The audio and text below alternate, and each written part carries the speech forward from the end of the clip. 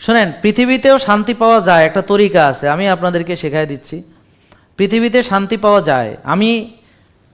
শোনেন, আপনারা কি বিশ্বাস করেন যে পৃথিবীতে শান্তি পাওয়া যায়?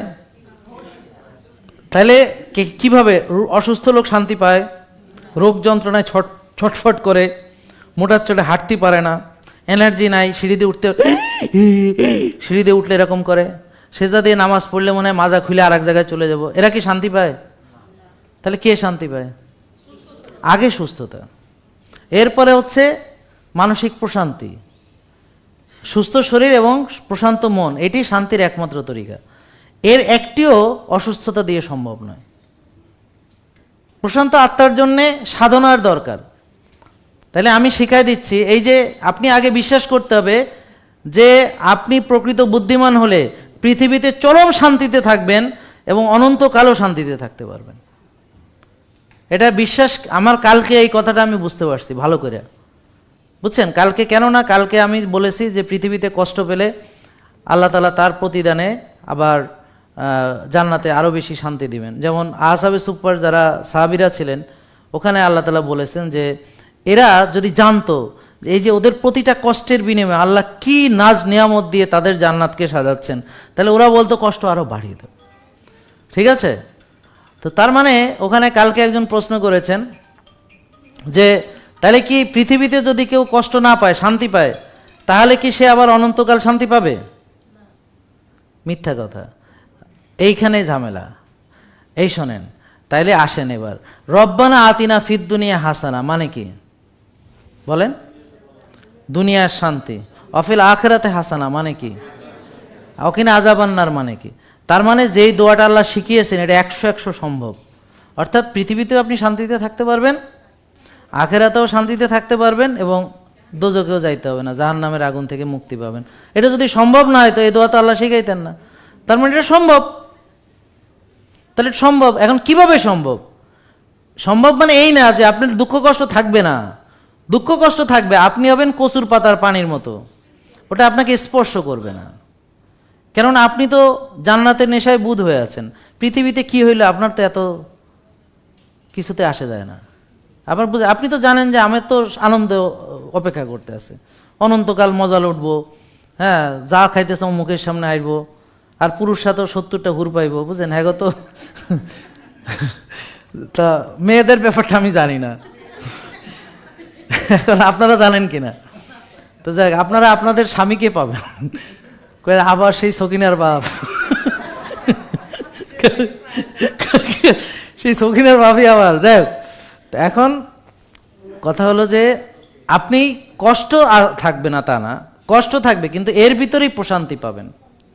যেমন আপনি প্রেমিকাকে মিস করেন, কষ্ট কিন্তু প্রশান্তি, মনে ভালো লাগে। আপনার সন্তানকে ভালোবাসেন, ওর জন্য কষ্ট বুক ফেড়ে যায় কিন্তু খুব মজা। বুঝেন না কথা?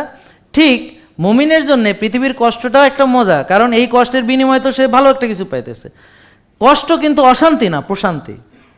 কান্না কিন্তু ভালো লাগা, ভালোবাসার কান্না। আল্লাহর কাছে যে কান দিয়ে, ওটা কি অশান্তির কান্না না প্রশান্তির কান্না? তার যদি যে চোখের পানি ফেলেন, এটা কি অশান্তি না প্রশান্তি?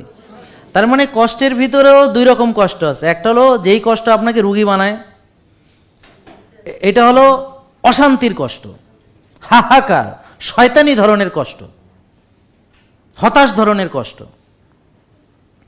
যে কষ্টের ভিতরে জ্বালাও পোড়াও, প্রতিহিংসা, ঘৃণা, রাগ, ক্ষোভ, বুঝতে পারছেন? জ্বালাও পোড়াও আছে যে কষ্টে, সেটা কাউকে জ্বালায় পোড়ায় না, নিজেই জ্বলে পুড়ে সারকার হয়ে যায়, অটোইমিউন ডিজিজ হয়ে যায়, প্রেশার বেড়ে যায়, হ্যাঁ, তারপরে চিৎকার দিয়ে স্ট্রোক করে চিৎপটাং হয়ে যায়। এটা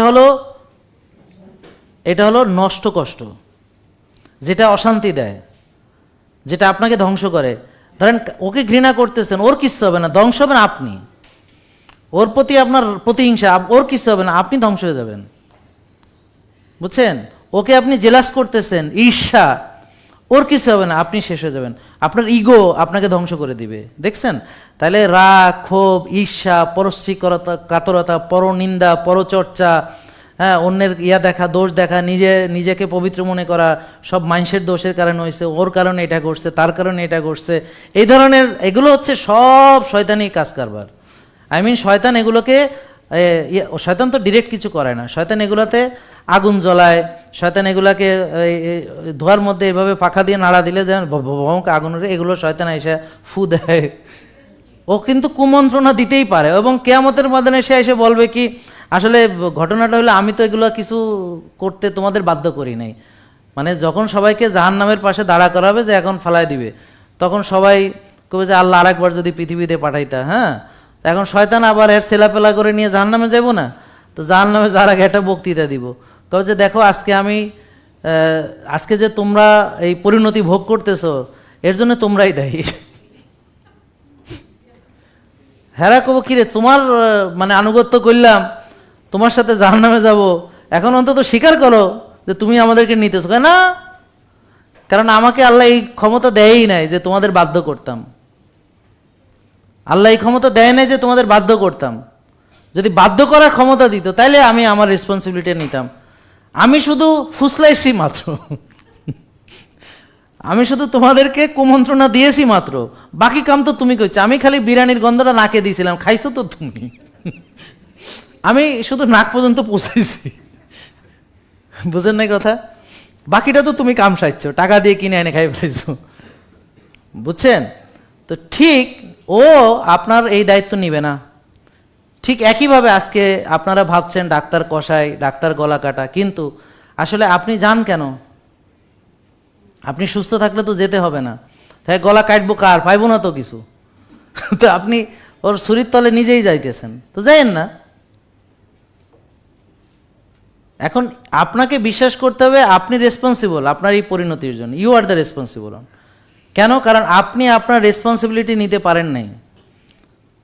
যেই খাবার অতিরিক্ত খেয়েছেন সেটা আপনি লোভে পড়ে খেয়েছেন, আপনার জিহ্বাকে নিয়ন্ত্রণ করতে পারতেছেন না, আপনার লোভ সংবরণ করতে আপনি পারতেছেন না। আর হলো আপনি পরিশ্রম করতে রাজি না। আপনি যে এখন থেকে চর্চা করবেন শরীরের, আপনার অলসতা, মানে শয়তান আপনাকে বোঝাচ্ছে না না ব্যায়াম করবে না, না না নড়াচড়া করবে না, না না হ্যাঁ কাজ টাজ করবে না। কাজের মহিলা আছে না, তুমি কেন কাজ করবে? সিঁড়ি ব্যবহার করবে না কেন? লিফট আছে না, তুমি কেন সিঁড়ি ব্যবহার করবে? তুমি লিফটের টাকা দাও, মাস শেষে এতগুলো টাকা তোমার লিফটের জন্য দিতে হয়, হ্যাঁ, বিল্ডিংয়ে ভাড়া থাকলেও লিফটের টাকা আলাদা দিতে হয়, তাহলে তুমি কেন সিঁড়ি ব্যবহার করবে? বুঝতে পারছেন?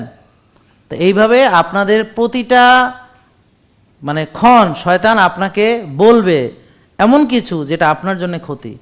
এখন যদি আপনি সেটা থেকে বেরোতে পারেন, এটা আপনার চেষ্টা, আল্লাহর রহমত ছাড়া পারবেন না। তো এই জন্য দোয়া করেন যে আল্লাহ সবাইকে সুস্থতার জ্ঞান দান করো, সবাই বলেন আমিন। আল্লাহ সবাইকে সঠিক বুঝ দান করো, বলে আমিন।